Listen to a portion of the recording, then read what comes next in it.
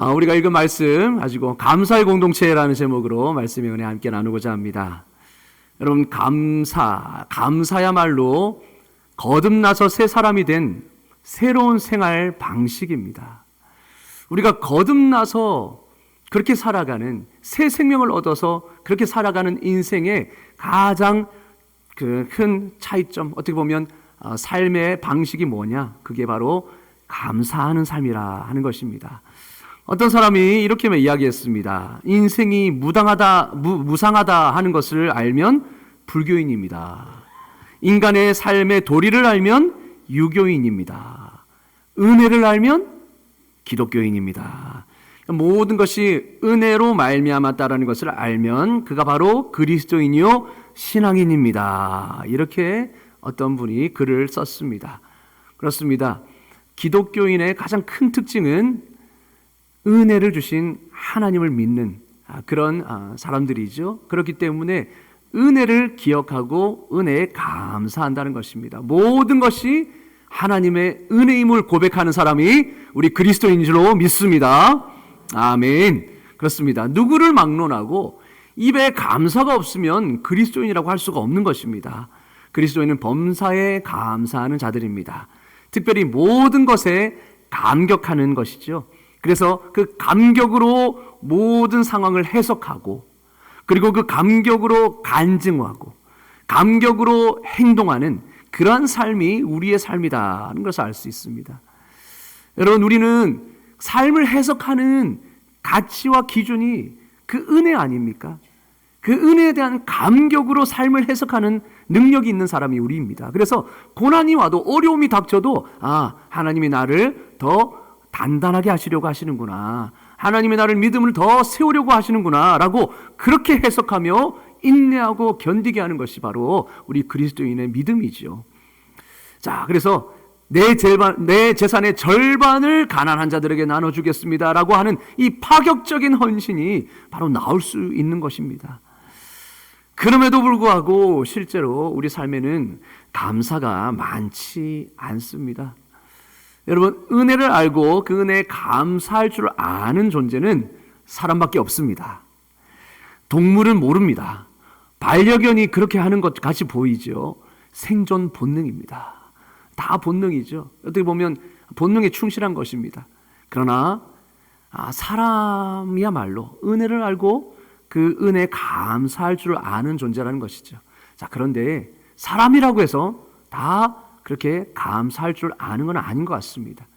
감사할 수 있는 능력을 우리에게 주셨음에도 그 능력을 제대로 사용하는 사람이 많지 않다 하는 건데 대해 문제가 있는 것이죠. 사랑하는 여러분, 올 한 해 동안 여러분은 얼마나 하나님께 감사하는 마음을 가지셨는지요? 참 올해는 힘들고 힘든 한 해였습니다. 또 너무 날씨가 더워가지고 농작물도 쉽게 그렇게 열매 맺지 않고, 또 그렇게 무르익지 않는 모습 보면서 참 많이 안타깝죠. 그리고 경제적으로도 너무나 힘든 시기에 우리는 살고 있습니다. 참 그래도 신기한 게 그렇게 날씨가 무더웠는데도 열매는 맺혀요. 참, 식물은 자랍니다. 인생은 또 갑니다. 참 버팁니다. 참 그렇게 되는 게 참 은혜인 것 같습니다. 참 신기한 것 같습니다. 그렇죠. 참 어떻게 보면 감사할 제목을 찾으면 충분히 감사할 수 있는 것이 우리의 삶이다 하는 것이죠. 하나님은 그렇게 우리를 인도하고 계십니다. 그렇게 감사하면 우리 하나님만 기뻐하시는 것이 아니고, 우리가 감사하는 삶을 살면은 우리 주변의 사람들, 또한 이 세상도 얼마나 넉넉해지겠습니까? 여러분, 미국 어느 지방신문에 이런 이야기가 실렸다고 합니다. 11월 중순, 바로 이 추수감사절 기간이죠. 그 기간에 어느 그리스도인이 보내온 신앙 간증문입니다. 그 사람은 어느 회사의 전무였습니다. 전무면 임원이죠. 임원급인데 이 남자가 40대밖에 안 됐는데 혈압으로 쓰러져 버렸습니다. 그래서 반신불수가 되어버렸습니다. 여러분, 40대라면 한참 건강하고 한참 일할 때 아닙니까? 근데 그 젊은 나이에 쓰러져 버렸습니다. 근데 자신도 너무 건강을 돌보지 못한 이 부분 때문에 또 이렇게 된 상황이 너무 한심해서 병원에서 매일같이 실망하고 좌절하고, 그래서 자신의 삶을 그냥 신세 한탄만 하고 그렇게 살았습니다. 매일 불평과 불만, 짜증 막 이러니까 간호하던 부인도 지쳐 나가 떨어져 버렸습니다. 그러니까 견딜 수가 없었던 거죠, 부인이. 그러던 어느 날 병원에 원목 목사님이 찾아와셔서 이런 권면을 했습니다. 신세 타령과 불평과 불만 그만하고 일생을 살아오면서 도움을 준 사람들 한번 기억해 보십시오. 도움을 준 사람을 기억해서 한번 감사할 거리를 찾아보십시오. 그러면 당신의 인생이 분명 달라질 겁니다. 이렇게 성경으로 권면하고 돌아갔습니다. 처음에는요, 기가 막혔습니다. 내가 무슨 감사할 게 있냐, 이 상황에. 그래서 감사한 사람이 조금도 생각나지 않았습니다. 자신에게 도움을 준 사람도 생각나지 않았고 원망스럽기만 했습니다. 부인도 원망했고 친구도 원망스럽고 찾아오지 않으니, 그리고 날 이렇게 만든 회사도 원망스러웠습니다. 그러니까 도저히 감사할 제목이 생각나지 않았던 거죠. 그런데 그렇게 하라고 하니까 한번 생각해 봤습니다. 그랬더니 가슴속에 뭉클한 사람이 한 명 생각났습니다. 바로 초등학교 때 여선생님이었습니다. 그는 초등학교 때 그렇게 공부를 썩 잘하지 못했습니다. 자신감도 없었고 늘 이렇게 낙심하고 소심해 있던 아이였죠. 그런데 그 자신에게 공부를 잘 못했지만 늘 선생님이 격려를 해주셨다고 해요. 격려를 해주시고 칭찬을 해주시고 용기를 북돋아 줬다고 합니다. 그때를 기억한 겁니다. 그래서 그 초등학교를 잘 졸업할 수 있었고 자신감을 내어서 중학교도 고등학교도, 그래서 대학교도 붙고 취직해서 회사에 중력까지 된 것이죠. 처음에는 자기가 잘해서 자기 노력으로 여기까지 올라왔다고 생각했는데, 그때가 아니었으면, 그 선생님이 아니었으면 내가 그때 그렇게 변화를 겪지 못했을 것이다 라는 그 생각 때문에 가슴이 뭉클해진 겁니다. 자, 그래서 감사가 하나씩 피어나기 시작했고요. 그래서 수소문하기 시작했습니다. 그 선생님이 아직도 살아계시나, 어디 계시나, 어떻게든 수소문해서 찾아냈습니다. 그래서 편지를 썼습니다. 그런데 그 편지도 그냥 억지로 감사해야 하겠다고 생각해서 쓴 편지였습니다. 이렇게 썼습니다. 선생님, 감사합니다. 저는 지금 반신불수가 되어 있습니다. 그런데 선생님은 저의 생애에 있어서 둘도 없는 은사십니다. 그동안 한 번도 감사드리지 못하고 무심했던 것을 용서해 주십시오. 감사합니다. 이렇게 짤막하게 썼습니다. 그런데 이 짧은 이 편지 글을 받은 선생님은요, 그때 형편이 어땠느냐, 남편을 일찍 먼저 떠나보내고 혼자 외롭게 양로원에서 지내고, 요양원이죠 지금 말하면, 요양원에서 지내고 있었습니다. 그러던 어느 날 이 편지를 받은 겁니다. 삶을 그냥 다 내려놓고 싶고 삶의 이유도 찾지 못했던 그 가운데 이 편지를 받은 것이죠. 그래서 너무 기뻐서 이렇게 답장을 보냈다고 합니다. 사랑하는 땡땡군, 내 평생 수많은 어린이를 가르쳐 왔지만 고맙다고 감사의 편지를 받아본 제자는 자네가 처음이라네. 이제는 늙어서 의지할 곳 없는 외로운 노인을 자네는 참으로 행복하고 기쁘게 해주었다네. 내가 자네의 편지를 눈물로 읽은 것을 아는가? 나는 자네의 글을 침대 옆에 놓고 매일 밤 한 번씩 읽고 잔다네. 그리고 읽을 때마다 자네에게 감사한다네. 그리고 이 편지가 어떤 의미를 갖고 있는지 아는가? 내 생애의 기쁨과 희열을 용솟음치게 해주었다네. 나는 자네의 편지를 나의 교편 생활의 유일한 보람으로 알고 내가 죽는 날까지 이 편지를 간직하겠네. 자네의 건강을 간절히 기도하면서 그대의 선생님이라고 편지를 쓴 겁니다. 40대의 반신불수 환자가 이 편지를 읽는 순간에 눈물이 화락 쏟아졌습니다. 시리에 빠졌던 그가 침대에서 벌떡 일어나게 되었습니다. 편지를 받아들고는 삶의 용기를 갖고 일어서게 된 것입니다. 아니, 나를 위해 기도하는 분이 계신다니, 아니 이 짧은, 어떻게 보면 성의 없는 이 편지에 감격을 얻고 기쁨으로 삶의 희망을 얻는 분이 계시다니, 감사는 확실히 보람이 있는 거구나, 감사가 이렇게 큰 능력이 있는 거구나. 그가 그렇게 깨닫고 그때부터 그가 다시 이 시리에 빠진 것들을 일어서면서 삶의 의욕을 찾기 시작했습니다. 걷는 연습을 하기 시작했고요. 말하는 연습을 하기 시작했습니다. 그러면서 조금씩 좋아지기 시작했고, 그리고는 다시 결국 복직하게 되어서 부사장이 되고 사장이 되었다는 겁니다. 그래서 이 간증을 추수감사절 기간에 써서 신문에 기고했던 것이죠. 여러분, 놀랍지 않습니까? 참으로 감사라는 것은 자신의 삶을 변화시키기도 하지만 내 주변의 삶까지도 변화시키는 놀라운 능력을 갖고 있습니다. 하나님만 기뻐하시는 것이 아니라 내 주변, 내 영혼까지도 기뻐하게 하는 것이 바로 감사라는 것이죠. 감사는 이토록 우리의 삶을 변화시켜 줍니다. 그리고 공동체를 변화시킵니다. 여러분, 감사하는 삶은 우리가 영육의 강건한 삶을 살게 하는 능력이 되는 것이죠. 여러분, 그래서 여러분도 오늘부터 감사할 일을 찾아볼 수 있기를 주의 이름으로 축원합니다. 아멘. 반드시 있는 것이죠. 평생도록 하나님의 은혜를 찾지 못하고 진심에서 우러나오는 감사를 찾지 못하면 그 인생은 어떻게 될지 불보듯 뻔한 것입니다. 어떻게 되겠습니까? 늘 원망하고 불평하고 짜증만 내겠죠. 결국 그런 삶은 자신을 파괴시킬 뿐만 아니라 내 주변의 사람까지도 파괴시키는 불행한 삶을 살게 되는 것입니다. 여러분, 늘 입술에 불평과 원망만 가득하고 짜증만 가득한 사람 옆에 누가 가고 싶어 하겠습니까? 그러나 늘 감사하고 기쁨이 넘치는 그 사람은 여러분 늘 그 주변에 사람이 넘치는 것이죠. 하나님께서 풍성한 은혜를 주시는 것입니다. 오늘 성경도 계속해서 거듭해서 말씀하고 있습니다. 오늘 15절부터 17절에 권면을 하면서 그 권면의 끝에 말하는 것이 무엇입니까? 결론이 감사하라. 그렇죠? 감사하라. 감사가 넘치도록 하라. 모든 결론이 감사로 기결되는 것입니다. 이게 우리가 새롭게 거듭난 사람의 생활 방식이고 삶이라는 것입니다. 모든 것을 감사할 수밖에 없는 이 우리의 삶. 그렇다면 내 삶이 감사하는 삶이 되려면 어떻게 해야 될까요? 우리 가정이, 우리 교회가, 우리가 속한 공동체가 감사하는 공동체가 되려면 무엇이 필요하겠습니까? 오늘 성경은 두 가지로 말씀하고 있습니다. 첫째가 바로 다 같이 읽겠습니다. 시작.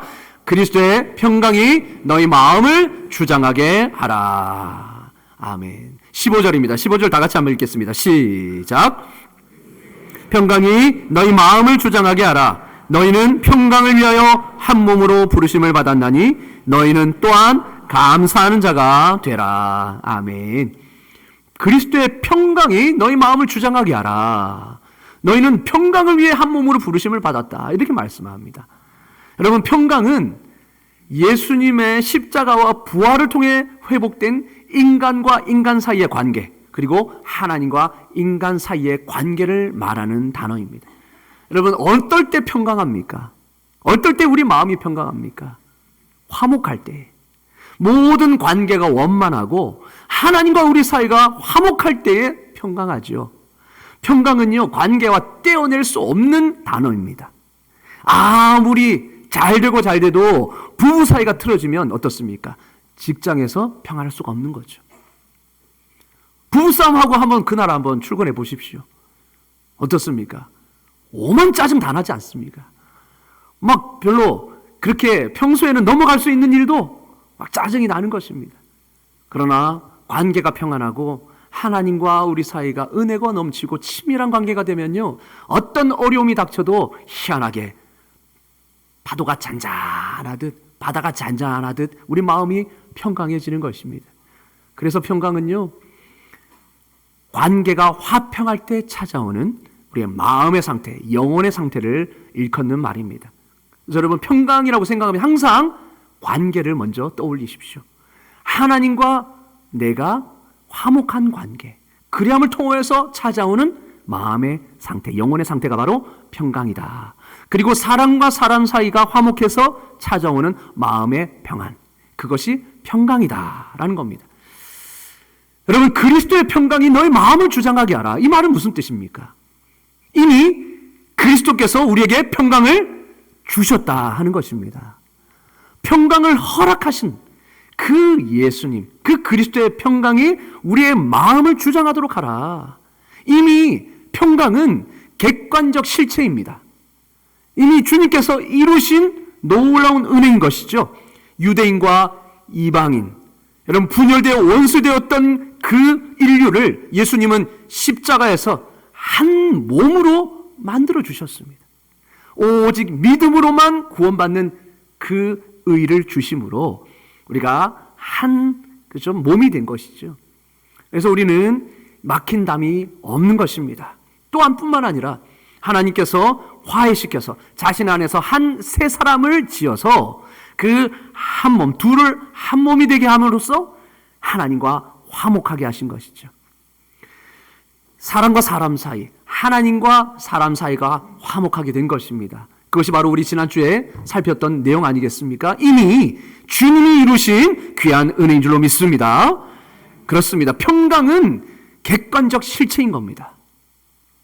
그런데 문제는 사탄은 그 객관적으로 이미 이루어 놓은 것을 계속 의심하게 만들고 또 이간질하는 거죠. 하나님과 우리 사이를 이간질시킵니다. 때로는 우리가 연약한 죄성 가지고 살아갈 때에 주님 뜻에 순종하지 못했던 그 죄악들을 가지고 계속해서 사탄은 이간질시키는 거죠. 야, 그래서 네가 하나님의 자녀가 되겠냐? 하나님은 너를 미워하실 거야. 하나님 너를 절대 사랑하지 않아. 라고 이간질할 때에 그리스도의 평강이 너희 마음을 주장하게 하라라는 말은 무슨 말입니까? 이미 이루어진, 하나님께서 이루어 놓으신 그 진리를 믿음으로 받아들이라는 겁니다. 그리고 우리의 마음을 그 믿음에 변화시키라는 거죠. 때로는 사탄이 우리를 요동질을 시켜도 그 믿음을 붙잡고 우리의 마음을 거기에 맞추도록 하라 하는 것입니다. 그래서 그때 우리는 선포하는 것입니다. 사탄아, 물러가라. 하나님이 이미 예수 안에서 나를 받아주셨다. 처음부터 영원까지 우리를 인도하실 것이다 라는 이 진리를 선포하시라는 겁니다. 그래서 우리 마음을 지켜야 하는 것이죠. 그렇습니다. 그렇기에 그리스도의 평강이 마음을 주장하게 하라라는 이 말씀은 예수님께서 이루신 평강의 관계라는 객관적 실체를 믿음으로 받아들이고 그에 합당하게 마음을 변화시키는 것입니다. 개인뿐만 아니라 공동체도 역시 그리스도의 평강의 다스림을 받아야 합니다. 여러분, 개인에게 주시는 말씀이기도 하지만 여러분, 교회 공동체에게 주시는 말씀이기도 합니다. 지난주 들었던 말씀처럼 예수님은 이미 우리 믿는 사람들 사이에 막힌 담을 자신의 육체로 허무셨지 않습니까? 그래서 개인의 차이, 문화적 배경의 차이 문제가 되지 않는 것입니다. 다 하나님 안에서 한 가족이 된 것이죠. 가족도 다 개인 차이가 다 있지 않습니까? 그러나 가족으로서 끝까지 서로 뭉칠 수 있는 것은 가족이라는, 한 피를 나눈 형제 자매라는 그 의식이 있기 때문입니다. 예수 그리스도의 피로 우리는 그리스도의 한 몸이 된 지체인 줄로 믿습니다. 아멘. 우리는 다 주님 안에서 형제 자매인 것입니다. 그러면 이 진리를 우리가 붙잡고 나아가는 것이죠.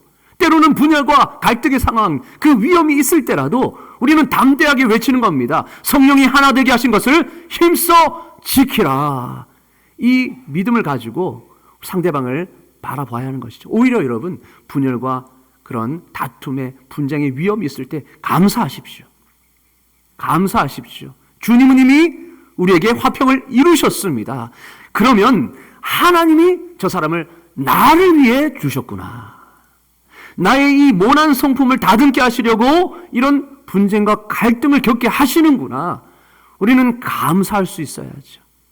그러면요, 그 사람이 달리 보입니다. 그럼 요셉이 어떻게 형제를 용서할 수 있었습니까?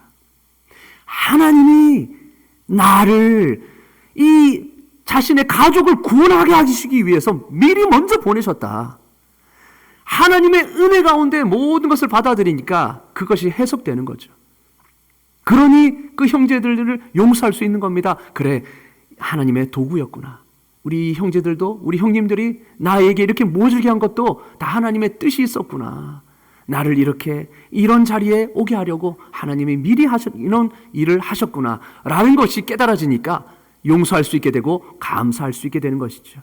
그래서 여러분, 어떤 순간에서도 여러분, 그리스도의 평강이 여러분의 마음을 주장하게 하시기를 주의 이름으로 축원합니다. 아멘. 어떤 생각보다 말씀이 진리인 겁니다. 말씀이 먼저인 겁니다.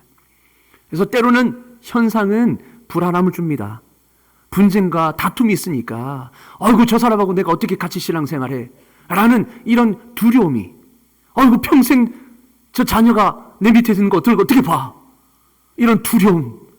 평생 그렇게 살지 않을까라는 두려움. 그 가운데 여러분, 이 말씀을 다시 한번 각인하시고 이 말씀을 선포할 수 있기를 주 이름으로 축원합니다. 마음을 지켜야 됩니다. 마음을. 이미 주님께서는 우리에게 평강을 허락해 주셨습니다. 하나님이 우리를 사랑하시고 하나님이 우리 모두를 구원해 주셨다. 하나님께서 우리 공동체를 가장 선한 길로 이끌어 가실 것이다. 우리 가족을, 우리 자녀를 이끌어 가실 것이다. 이 믿음 가운데 나아갈 때에 우리의 마음을 지킬 수 있는 것이고 우리 마음이 계속해서 그리스도의 평강으로 주장되게 되는 것입니다. 그럴 때 감사가 넘치게 되는 것이죠. 그럼 평강이 깨어지는 그 공동체에 감사가 있을 수 있습니까? 평강이 깨어진 그 마음에 감사가 있을 수 있습니까? 짜증과 불평과 원망뿐이겠죠. 그러나 우리 마음을 지킬 때에 우리는 여전히 그 가운데 감사할 수 있게 되는 것입니다. 감사할 제목이 발견이 되는 것입니다. 그렇습니다. 여러분, 우리가 그리스도의 평강이 우리 안에 가득 차고 넘치면 우리 안에 가득한 그 평강을 자연스럽게 이웃과 공동체를 향해 흘려보낼 수 있는 것이죠. 오히려 늘 그리스도의 평강이 여러분의 삶을 주장하여서 감사할 수 있는 저와 여러분 되기를 주의 이름으로 축원합니다. 아멘. 싸움인 겁니다. 영적인 싸움인 겁니다. 이미 이루어진 그 일들을 우리 마음을 지켜야 하는 것이죠. 두 번째로 우리가 감사할 수 있는 인생 되려면 그리스도의 말씀이 너희 속에 풍성히 거하게 하라라는 이 말씀을 지켜야 합니다. 우리 다 같이 한번 읽어보겠습니다. 시작. 그리스도의 말씀이 너희 속에 피차 가르치며 권면하고 시와 찬송과 신령한 노래를 부르며 감사하는 마음으로 하나님을 찬양하고. 아멘. 그리스도의 말씀이 풍성하게 너희 속에 거하게 하라. 그렇게 되려면 피차 서로 가르치고 권면해야 된다. 나만 아는 것으로 끝나는 것이 아니라 피차 그 말씀을 가지고 받은 은혜를 나누고 가르치고 권면할 때 우리 안에서 말씀이 풍성해지게 된다 말씀합니다. 여러분, 말씀이 우리 안에 있을 때와 없을 때의 차이점 여러분 경험해 보시지 않습니까? 하루를 새벽 기도와 큐티로 시작하는 그 날은요, 말씀이 우리 안에 머물러 있기 때문에 그 말씀이 우리의 마음을 지키는 것을 경험합니다. 때론 그래서 불평하고 화를 낼 상황 가운데서도 그 말씀이 우리를 지배하는 거죠. 그래서 화를 참게 되고, 그러면 그 화를 참게 된 것으로 관계가 더 개선되는 그런 은혜를 우리가 맛보지 않습니까? 그러니까 말씀이 있을 때와 말씀이 없을 때 그 차이점 얼마나 큽니까? 이것을 하박국 선지자가 잘 보여주고 있습니다. 하박국 선지자가요, 돌아가는 이 세상 돌아가는 꼬라지를 보니까 너무나 가슴이 속상한 겁니다. 악인들은 번성하고 의인은 오히려 핍박받는 이 부조리한 현실 가운데 견딜 수가 없는 거죠. 그래서 하나님께 뭐라고 합니까? 원망합니다. 하나님, 어느 때까지입니까? 어찌하여 악인이 더 번성하고 의인이 계속해서 핍박받습니까? 어느 때까지 주무실 겁니까? 이렇게 하나님께 원망합니다. 그래서 그렇게 항의하는 말로 시작하죠. 그래서 망로에 올라가서 기도하며 하나님의 응답을 기다립니다. 그때 하나님이 응답하시죠. 정한 때가 있다. 내가 그들을 그냥 두는 것이 아니다. 정한 때가 있다. 그리고 그때가 되면 하나님의 공의가 세워지고 그 뜻이 이루어질 것이다 라는 응답을 받습니다. 심지어 하나님의 나라의 백성인 이 유다 백성을 치는 나라가 하나님을 무시하는 저 갈대아 바벨론 아니었습니까? 저 바벨론, 하나님도 모르고 하나님을 무시하는 나라가 왜 하나님의 나라를 치게 두십니까? 다 뜻이 있다. 때가 되면 저 갈대아인들을 내가 멸망시키리라. 하나님이 그 선언도 해주십니다. 여러분, 하나님의 음성을 들었을 때에 하박국이 원망이 어떻게 변합니까? 내가 무화과 나무 열매가 없으며 감람나무 열매 없고 외양간 송아지 없어도 우리의 양떼가 없어도 나는 여호와로 인하여 즐거워하며 하나님으로 인하여 즐거이 감사하겠다. 기뻐하며 찬송하리로다. 그렇게 고백하지 않습니까? 하나님의 말씀이 임하기 전과 하나님 말씀이 임했을 때 그 마음이 완전히 변한 것을 봅니다. 그 전에는 말씀이 그 마음 가운데 거하기 전에는 불평했습니다. 이해가 되지 않았습니다. 왜냐? 현실만 보이니까. 그러나 하나님의 말씀이 임하고 나니까 하나님이 어떤 분이신지 알게 되고 하나님의 뜻을 알게 되니까 오히려 여호와로 인하여 감사할 수 있게 되는 것이죠. 나라가 멸망을 눈앞에 둔 그 순간에서도 여호와로 인하여 감사할 수 있게 되는 것입니다. 왜냐? 하나님은 나의 구원의 하나님이시기 때문에, 공의의 하나님이심을 믿기 때문에. 그래서 여러분, 우리도 마찬가지입니다. 우리가 감사하지 못하고 불평하고 원망하며 짜증을 내고 살아가는 것은 어떻게 보면 우리 환경이 어렵고 어둡기 때문에, 힘들기 때문에 그럴 수 있죠. 그런데요, 근본적인 원인은 다른 것입니다. 우리가 생활 그 지수가 어떻게 보면 경제 지수가 올라갈수록 우리 행복 지수가 높아졌습니까? 아니죠. 잘 살고 잘 먹고 잘 살게 되면 우리가 먹는 것만 좀 해결하면 우리가 행복해지지 않을까? 그것이 70년대였다면, 6.25 사변 이후였다면, 지금은 잘 먹고 잘 사는데도 왜 이렇게 불망이 많고 불평이 많습니까? 그러니까 결국 우리 환경 때문에 우리가 행복하는 것이 아니라 결국은 무엇입니까? 우리가 하나님을 바로 알지 못하기 때문에 이렇게 감사할 수 없는 것입니다. 하나님을 바로 발견하고 그분이 어떤 분인지를 안다면 어떤 환경에서도 감사할 수 있습니다. 왜냐? 하나님이 우리와 함께 하시니까. 그 하나님은 전능의 하나님이시고 공의와 사랑의 하나님이시니까. 그러니까 하나님을 알면 알수록 우리는 더 하나님을 의지하게 되고 하나님께 감사할 수 있게 되는 것이죠. 우리 안에 하나님의 말씀이 충만히 거할 때에 하나님을 더 잘 알게 됩니다. 몰랐던 하나님을 알게 됩니다. 그냥 이 상황을 그냥 잠자고 계시는 것만 같아 보이는데 하나님이 지금도 과거부터 지금까지 하나님의 구원 사역을 이루어가고 계시다는 것이 성경을 통해 밝히 보이니 감사할 수 있는 것이죠. 그렇게 어떤 사람이 차원 높은 감사를 할 수 있느냐 하면 하나님께 기도하며 하나님의 말씀에 귀를 기울이는 사람입니다. 기도하며 귀를 기울이는 사람입니다. 여러분, 정말 여러분 감사가 나오지 않습니까? 이 어려운 상황에 무슨 감사냐 하십니까? 정말로 그렇다면 하박국처럼 시간을 내서 주님 앞에 엎드려 기도해 보십시오. 정말 기도하면서 하나님과 씨름 한번 해보십시오. 하나님, 감사라고 하시는데 감사할 제목을 주셔야 감사하죠. 돌아가는 환경과 상황을 보면 도저히 감사할 수 없는데 하나님 어떻게 감사하라는 것입니까? 한번 주님 붙잡고 씨름 한번 해보십시오. 그리고 하나님의 말씀에 귀를 기울여 보십시오. 성경을 읽어보시기 바랍니다. 그럼 우리가 얼마나 감사할 조건이 많은지 하나씩 발견이 될 것입니다. 하박국은 그것을 발견한 것이죠. 그러면서 말합니다. 나는 여호와로 인하여 즐거워하며 나의 구원의 하나님을 인하여 기뻐하리로다. 하나님만 있으면 기쁘고 즐겁다. 하박국은 하나님이 자신의 구원이 된다는 것을 확신했습니다. 또한 주 여호와는 나의 힘이시라, 하나님이 자신의 힘이 되신다는 것을 확신했습니다. 하나님의 말씀이 그 안에 풍성히 거했을 때 원망이 감사로 변화되는 역사가 나타난 것입니다. 우리 안에도 그런 역사가 나타날 줄로 믿습니다. 하나님의 말씀으로 충만이 될 때 우리는 원망이 감사로 변화가 되는 것입니다. 독일의 재무부 장관을 지낸 바덴이라는 사람이 있었습니다. 그 사람은 모든 일을 긍정적이고 매사에 굉장히 적극적이고 긍정적으로 일을 해서 국가에 굉장히 크게 공헌한 사람이었다고 합니다. 그런데 처음부터 그런 삶을 산 게 아니었습니다. 어떤 계기가 있었다고 해요. 그렇게 살았던 계기가. 그가 젊은 시절에 고생을 많이 하고 있을 때였습니다. 가난했습니다. 한 번은 좀 시간을 내어서 어느 지방에 여행을 갔다가 돈이 없어서 싸구려 여관에 묵게 되었습니다. 근데 다음날 일어나 보니 구두가 없어진 거예요.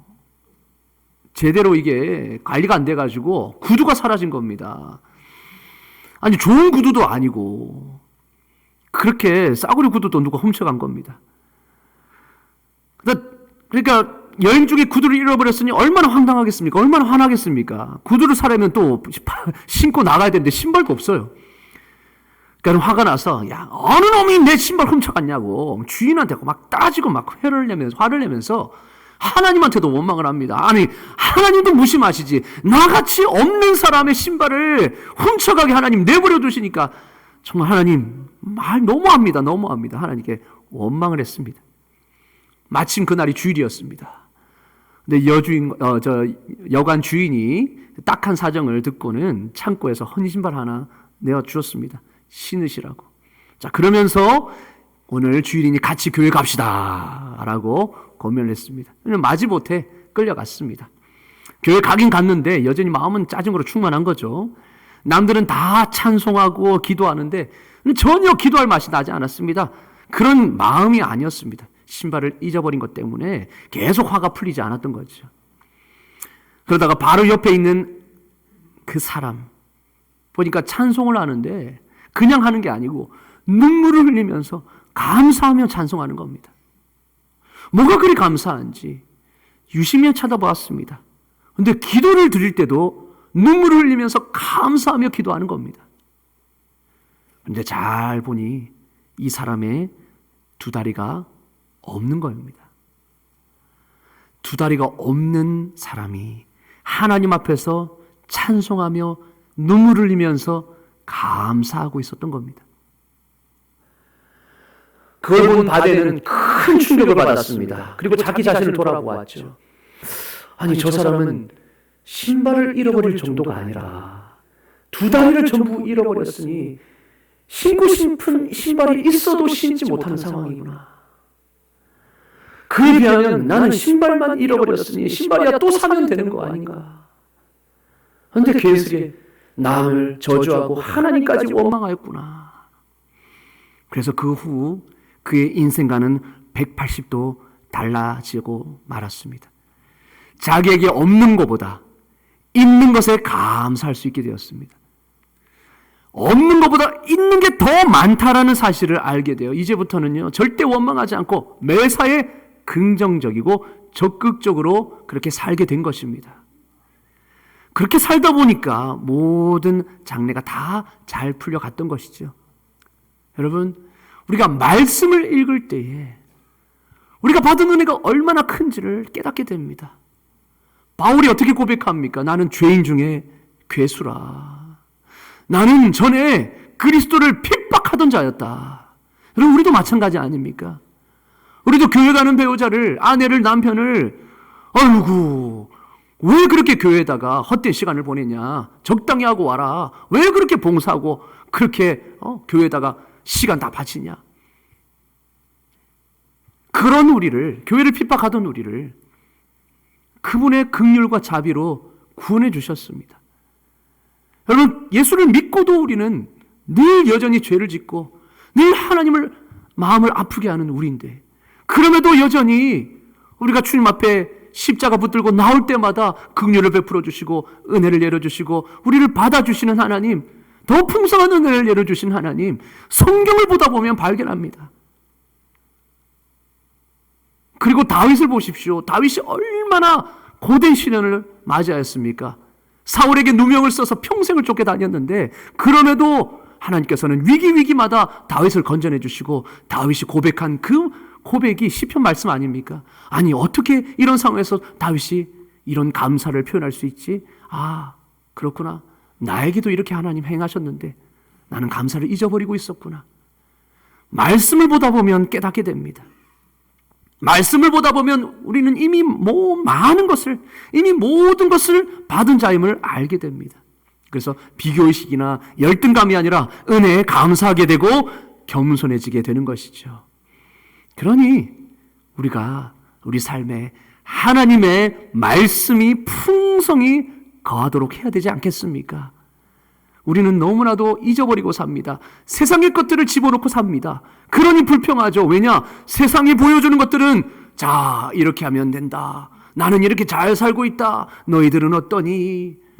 이런 모습만 보여줍니다. 그러니 열등감이 생기죠. 비교의식이 생기죠. 나는 나름대로 열심히 살았는데 저 사람은 땡땡거리면서도 저렇게 게으른 것 같은데도 저렇게 잘 사니 화가 나죠. 여러분, 그게 아니라 말씀을 보십시오. 말씀에는 하나님이 어떻게 우리를 구원하셨는지, 원수된 우리를 어떻게 구원하셨는지가 나와 있습니다. 내 의가 아니라 전적인 하나님의 은혜로 예수님의 희생과 자기 피로 구원하셨다는 사실이 나와 있습니다. 그리고 그 은혜의 변화를 받아서 그 은혜를 붙잡기 위해서 평생을 헌신한 자들의 삶이 여기에 기록이 되어 있습니다. 우리는 감사할 것이 많구나 깨닫게 되는 거죠. 여러분, 그리고 그 받은 말씀을 통해서, 은혜를 통해서 받은 은혜의 말씀을 우리는 옆에 사람들과 나누어야 합니다. 깨달은 말씀, 받은 은혜들을 남편에게, 아내에게, 자녀에게 끊임없이 나눌 때에 나뿐만 아니라 공동체까지도 말씀에 충만하게 되는 것이죠. 그럴 때에 나와 우리 공동체 삶이 감사로 넘치는 삶이 될 줄로 믿습니다. 아멘. 여러분, 오늘 기억하십시오. 우리는 감사해야 할 수밖에 없는 삶입니다. 거듭난 새 사람은 생활 방식이 바로 감사로 표현이 됩니다. 그 감사가 우리 삶에 늘 흘러나오기 위해서는 그리스도의 평강이 우리의 마음을 주장하게 하십시오. 또한 그리스도의 말씀이 우리의 모든 마음을 채우게 하십시오.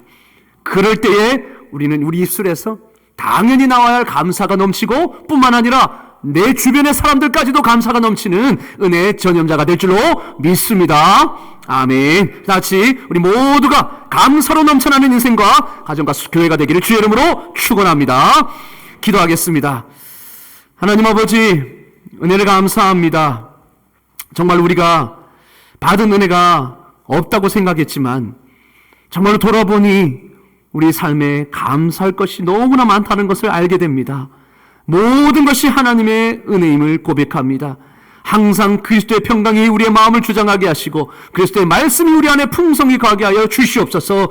그리하여 우리의 삶이 늘 감사가 넘쳐 선한 영향력을 끼치는 삶을 살게 하여 주시고, 우리 교회가 건강한 그리스도의 몸이 되어 세상에 소망을 주는 교회가 되게 하여 주시옵소서. 예수 그리스도의 이름으로 기도드리옵나이다. 아멘.